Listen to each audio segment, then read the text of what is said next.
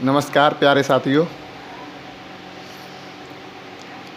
आज हम भारत का इतिहास शुरू करने जा रहे हैं, जिसमें मैं स्ट्रक्चर द्वारा आपको बताऊंगा कि कितने प्रकार हैं। भारत के इतिहास में 3 तरीके से पढ़ाया जाता है, यह हम जान सकते हैं, जिसमें प्राचीन भारत का इतिहास, मध्यकालीन भारत का इतिहास, आधुनिक कालीन भारत का इतिहास होगा। तो आइए देखते हैं।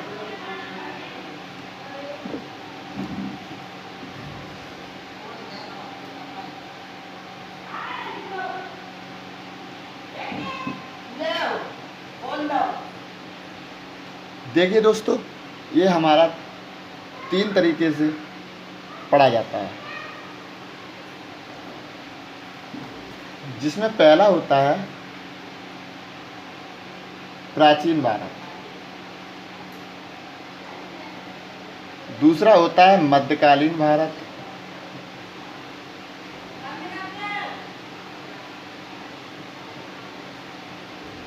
तीसरा आता है आधुनिक कालीन भारत।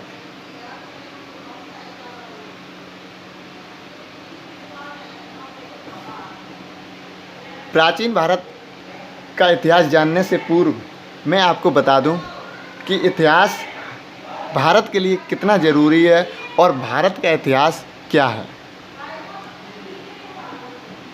जो हमारा वर्तमान में भारत है, उसके उत्तर में हिमालय से लेकर दक्षिण तक जाते हुए समुद्र तक जितना भी हमारा उपमहाद्वीप फैला हुआ है, उसे भारतवर्ष कहा जाता था।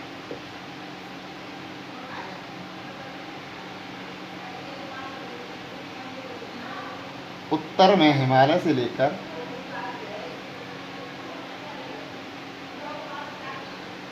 दक्षिण में हिंद महासागर तक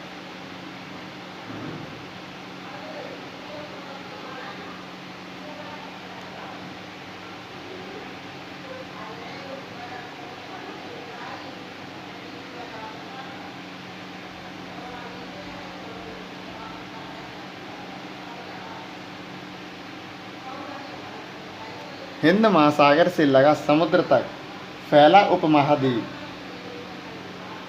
भारतवर्ष कहलाता है।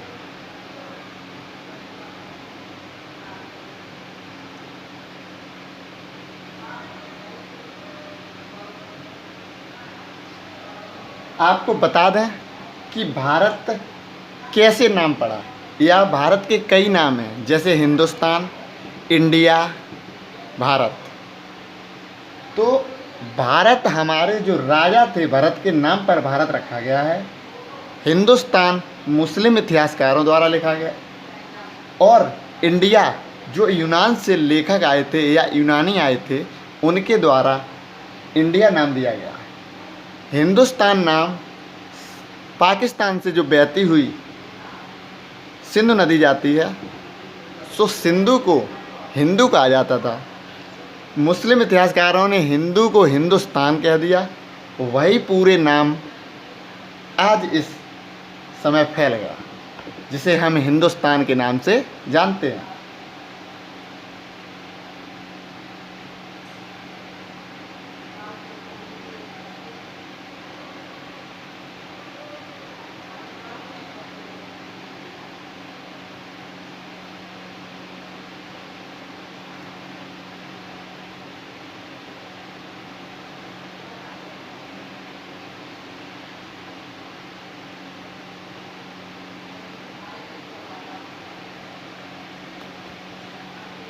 नाम देखिए किसने किसने दिए हैं। भारत नाम दिया है राजा भरत के नाम पर।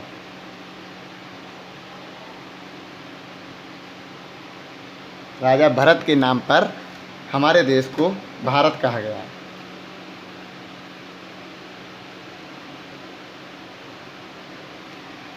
हिंदुस्तान नाम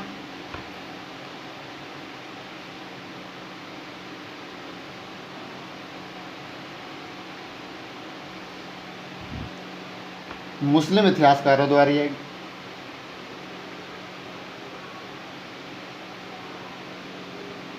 हिंदुस्तान नाम मुस्लिम इतिहासकारों द्वारा दिया गया है।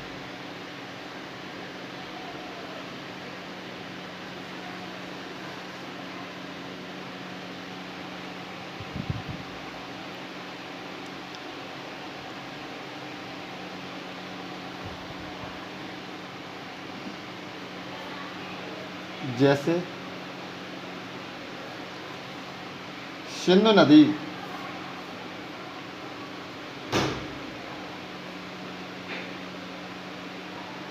के नाम को हिंदू कहकर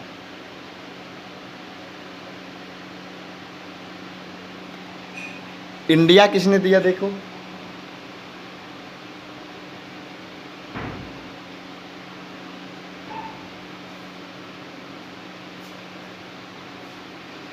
इंडिया नाम यूनानियों ने, जो ग्रीस के रहने वाले, ग्रीस को ही यूनान कहा जाता है, जिसकी राजधानी एथेंस है।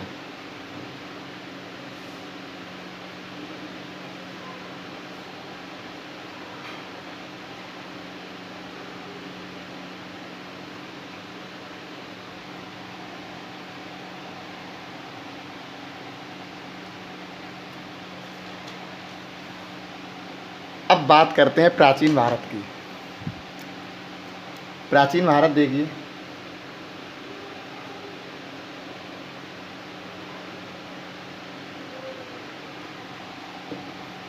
प्राचीन भारत पढ़ने से कुछ मुख्य स्रोत जानने होते हैं प्राचीन भारत के बारे में।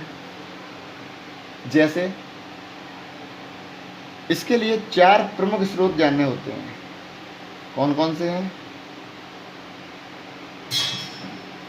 पहला आता है धर्म ग्रंथ।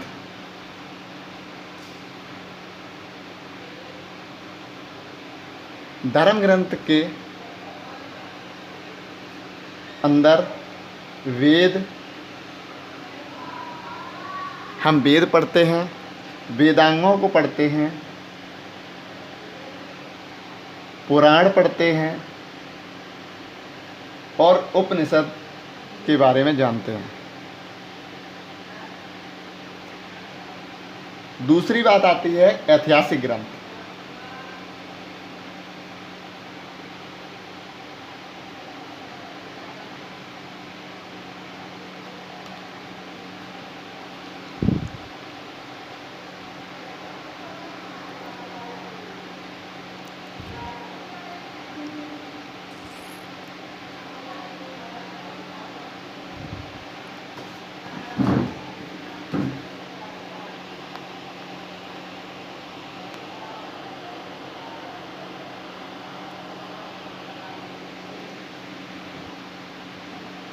ऐतिहासिक ग्रंथ के अंदर हम जानते हैं जातक,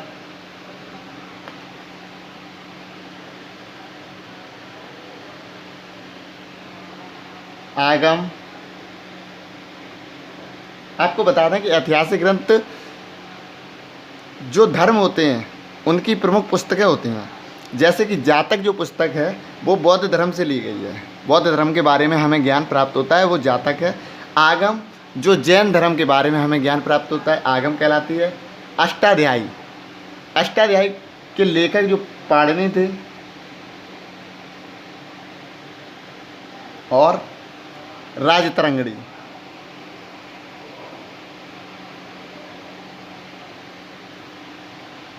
अब बात आती है विदेशियों का विवरण कि कौन कौन हमारे देश में विदेशी जो रहते थे वो आए हैं और कौन किस देश के हैं, सबके बारे में पता लगेगा और सबका उल्लेख दिया जाएगा।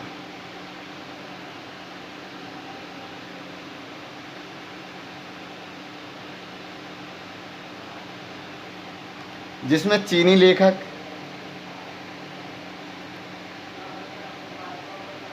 जैसे कि चीन से हमारे देश के लिए प्रस्थान किए थे 629 ईस्वी में, क्या नाम है उनका, हेनसांग, और जो हर्षवर्धन के काल में आए थे। दूसरे आए थे चंद्रगुप्त मौर्य के शासनकाल में, जिन्हें कहते थे फायान। तो इन लेखकों के बारे में विवरण दिया जाएगा। दूसरे यूनानी जो एथेंस ग्रीस के रहने वाले थे, एथेंस जिसकी राजधानी है। तीसरे अरबी लेखक जैसे इब्न बतूता और रियल्ला, 2 लेखक आए थे। और कुछ चौथे जो अन्य किसी देशों से आए थे उनका नाम नहीं दिया गया, उल्लेख नहीं है, जैसे कि पेरिप्लस ऑफ द इरिथ्रियन सी। इस पुस्तक के बारे में जानकारी नहीं मिलती है। जो पेरिप्लस ऑफ द इरिथ्रियन सी पुस्तक है उसके बारे में कोई जानकारी हमें नहीं है, यानी कि उसका कोई उल्लेख नहीं दिया गया है। अब बात आती है चौथा कौन सा है प्राचीन भारत में पुरातत्व संबंधी साक्ष्य।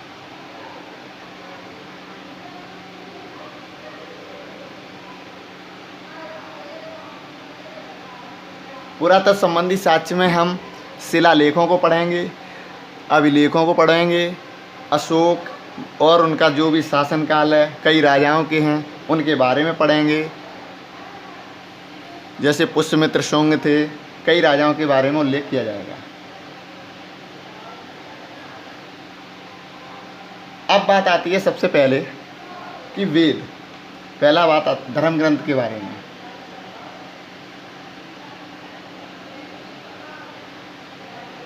धर्म ग्रंथ का सबसे पहला है वेद।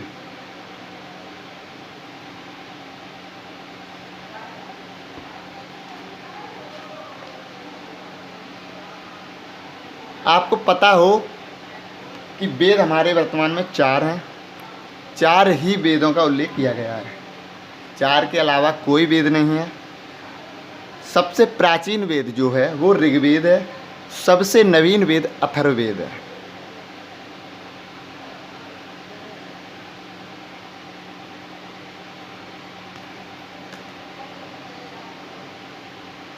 बात भारत का सबसे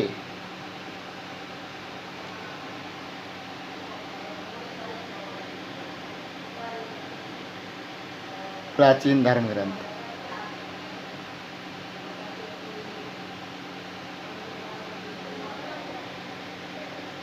वेद है। भारत का सर्व प्राचीन धर्म ग्रंथ वेद है, या सबसे प्राचीन धर्म ग्रंथ वेद है, जिसके संकलनकर्ता महर्षि कृष्णद्वैपायन वेद व्यास को माना जाता है। वेद वसुदैव कुटुंबकम का उपदेश देता है। भारतीय परंपरा वेदों को नित्य तथा अपौरुष मानती है। वेद 4 हैं, कौन कौन से हैं?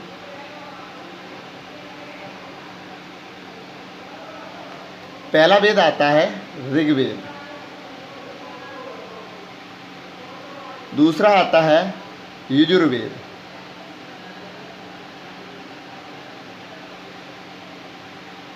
तीसरा वेद है सामवेद, चौथा नवीन वेद है अथर्ववेद। जिस प्रकार मैंने आपको स्ट्रक्चर द्वारा अभी बताया उसको पढ़ने की कोशिश करें। जैसे कि इतिहास हमारा 3 भागों में बांटा गया है, प्राचीन भारत, मध्यकालीन भारत और आधुनिक भारत। प्राचीन भारत जानने से पहले मुख्य बिंदु के बारे में, उत्तर में हिमालय से लेकर उत्तर में जो हमारे देश के उत्तर में हिमालय फैला हुआ है, वहाँ से लेकर भारत के दक्षिण तक जो हिंद महासागर है, लगा हुआ समुद्र से फैला उपमहाद्वीप भारतवर्ष के नाम से कहलाता है, जिसे महाकाव्य तथा पुराणों में भारतवर्ष कहा जाता है। हमारे देश का नाम भारत, हिंदुस्तान, इंडिया और कई नाम है। भारत नाम राजा भरत के नाम पर पड़ा। हिंदुस्तान नाम मुस्लिम इतिहासकारों द्वारा दिया गया, जिसे वे सिंधु नदी न कहकर हिंदू पुकारते थे। वही सिंधु नदी के नाम से ही हमारा देश आज हिंदुस्तान बन गया, जिसे हिंदुस्तान कहा जाने लगा। इंडिया, यूनानियों ने इंडिया नाम दिया था। यूनानी जो ग्रीस के रहने वाले थे, इंडिया और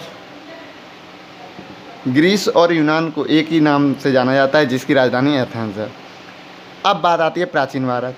प्राचीन भारत को 4 भागों में जाना जाता है, या 4 भागों से हम पढ़ सकते हैं, जिसमें धर्म ग्रंथ पढ़ेंगे, ऐतिहासिक ग्रंथ पढ़ेंगे, विदेशियों का विवरण पढ़ेंगे पुरातत्व संबंधी साक्ष्य पढ़ेंगे। धर्म ग्रंथ में वेद, वेदांग, पुराण, उपनिषद के बारे में जानेंगे। ऐतिहासिक ग्रंथ जातक, आगम, अष्टाध्यायी, राजतरंगिणी के बारे में जानेंगे। विदेशियों का विवरण में जो चीनी लेखक आए थे, यूनानी लेखक, अरबी लेखक और अन्य कई देशों से आए हुए लेखकों के बारे में हम जानेंगे।